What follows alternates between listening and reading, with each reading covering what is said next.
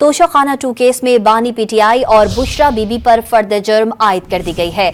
मुल्जिमान ने सेहत जुर्म से इनकार कर दिया। अडियाला जेल में बानी पीटीआई और बुशरा बीबी के खिलाफ तोशाखाना 2 केस की समाअत स्पेशल कोर्ट सेंट्रल इस्लामाबाद ने की। बानी पीटीआई को अदालत में पेश किया गया। बुशरा बीबी अपने वकील के हमरा पेश हुई। मजीद जानते हैं डॉन न्यूज के नुमाइंदे ताहिर नसीर से। जी ताहिर नसीर, अपडेट कीजिएगा।